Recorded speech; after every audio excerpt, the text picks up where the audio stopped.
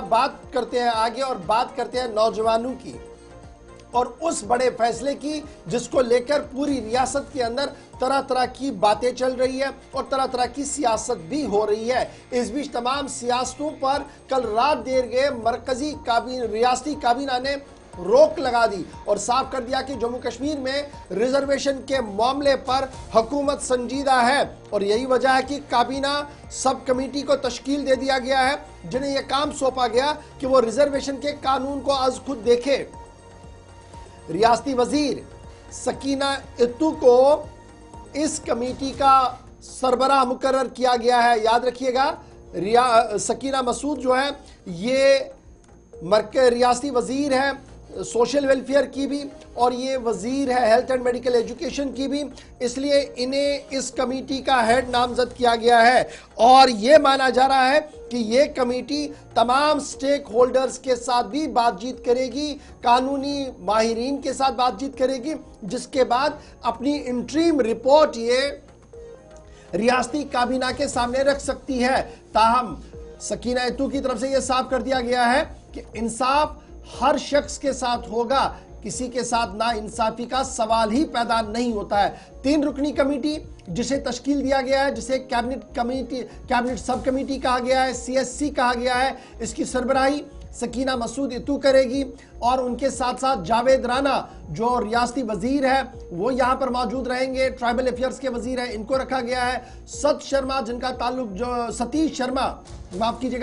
शर्मा जो जम्मू से जिनका ताल्लुक है, ये भी एक और वजीर इसमें रखे गए हैं। यानी अगर आप कंपोजिशन ऑफ मिनिस्टर्स देखेंगे तो 2 मिनिस्टर जम्मू से, 1 मिनिस्टर कश्मीर से, 3 मिनिस्टरों पर मुश्तमिल यह कमेटी बनाई गई है। सरबराही सकीना इत्तू को दे दी गई है। CSC जो है वो कंसल्टेशन का प्रोसेस तमाम स्टेक होल्डर्स के साथ शुरू करने जा रही है और जो भी रिकमेंडेशंस होंगी वो सबमिट की जाएगी काबीना के सामने। याद रखिएगा ये रिजर्वेशन वाला मामला इंतहाई अहम है, कमेटी के सामने बड़ा मामला है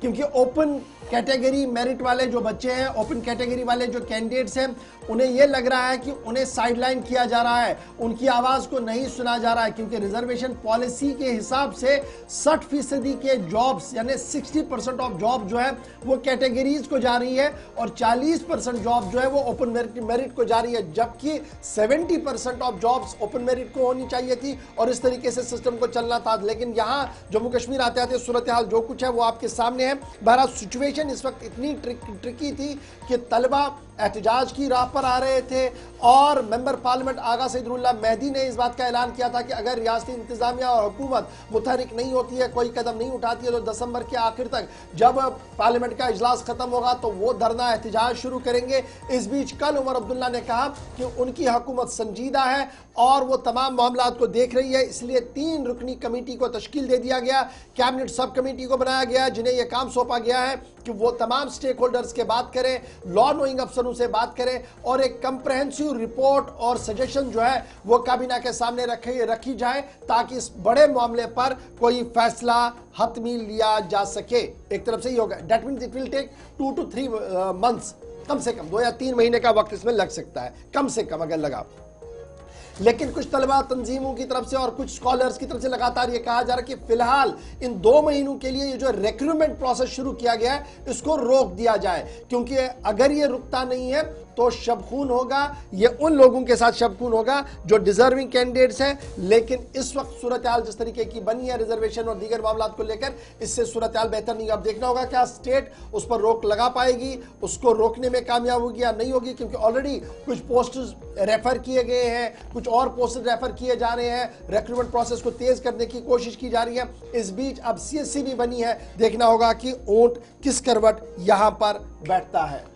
तो चलिए नाजरीन, ये थी रिजर्वेशन के हवाले से बात।